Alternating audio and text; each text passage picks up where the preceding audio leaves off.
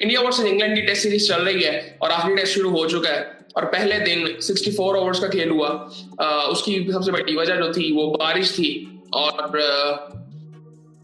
India बहुत बुरा खेला।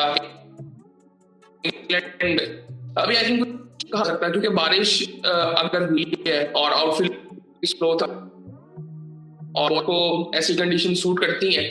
सो इस वक्त अगर देखें तो 204 पे 6 आउट है और किसी हद तक कह सकते हैं शायद के लिए दिन बेहतर था, लेकिन अगर इंडिया को इस मैच में रहना है तो एटलीस्ट उनको 300 रन यहाँ पे करने पड़ेंगे, वरना उनके लिए काफी मुश्किल हो जाएगा क्योंकि उनके लिए ये मैच जीतना बहुत जरूरी है ताकि वो सीरीज को बराबर कर सके, वरना वो ये सीरीज हार जाएंगे अगर बराबर भी होता है तो।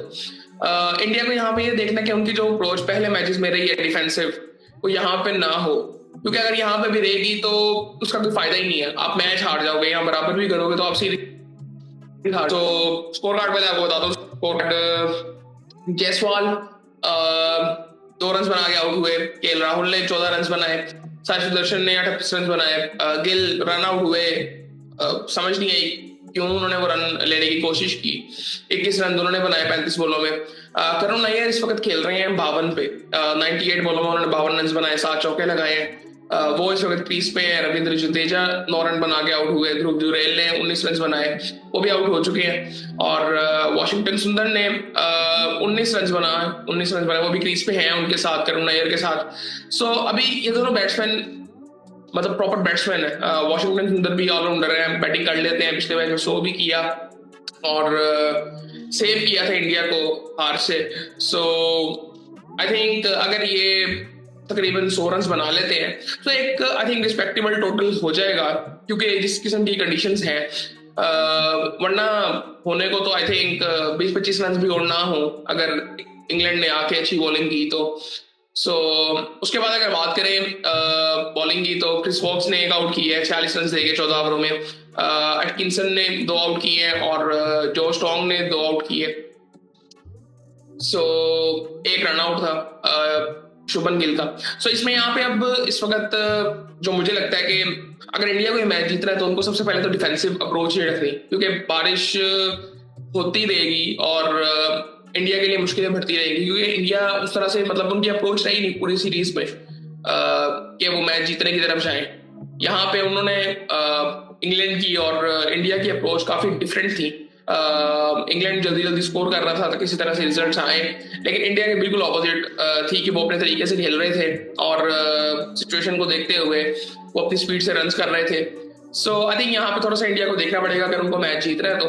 बाकी आई थिंक पाकिस्तान वाला ही मैच था जिसके बारे में हम बाद में बात करेंगे। और काफी न्यूज आ रही है WCL से रिलेटेड हुई। पाकिस्तान सेमीफाइनल से फाइनल में खुद ही पहुंच गया क्योंकि इंडिया ने वॉकआउट दे दिया, लेकिन उसमें भी काफी बातें थी। मतलब इंडिया सेमीफाइनल में कैसे पहुंच गया। इंग्लैंड ने भी बाद में आई थिंक थोड़ा शोर डाला क्योंकि उनको तब पता चला कि वो जो 1 पॉइंट पाकिस्तान को मिला था और इंडिया को भी मिल गया था, जो कि इंडिया ने पहले वॉकआउट दिया था पहले मैच से भी, वो 1 पॉइंट किस वजह से इंडिया को मिला था उसकी कोई सेंस नहीं बनती थी। सो वो अगर 1 पॉइंट ना मिलता इंडिया को तो इंग्लैंड यहाँ पे इस वक्त सेमीफाइनल में होती पाकिस्तान के साथ। सो खैर ये चीज हुई नहीं। बिल्कुल इस सीरीज ये जो टूर्नामेंट हो रहा है इसकी कोई सेंस ही नहीं बन रही और सारा आई थिंक यहाँ पे ना आई थिंक मुझे लगता है कि इंडिया और ज्यादा बदनाम हो रहा है, सिर्फ इस लिहाज से नहीं हर तरह से, क्योंकि आप कहीं पे भी देखें इस तरह की बातें मतलब इंडिया की तरफ से होती हैं जिसकी कोई सेंस नहीं बनती, कोई लॉजिक नहीं है। सो आई थिंक वो पूरा टूर्नामेंट खराब इनकी वजह से हुआ है। पाकिस्तान टॉप पे है, पाकिस्तान से फाइनल में है, उधर से 1 रन से सिर्फ जो है वो साउथ अफ्रीका भी जीत गया ऑस्ट्रेलिया से 1 रन से। सो वो साउथ अफ्रीका और पाकिस्तान का फाइनल भी होगा। सो खैर उसके बारे में देखेंगे फाइनल के बाद बात करेंगे। फाइनल होगा जब आज है या कल है मेरे ख्याल से। सो फिर उसके बारे में बात करेंगे थोड़ी सी, लेकिन ये सूरत हाल थी, बाकी फिर आपसे बात होती है।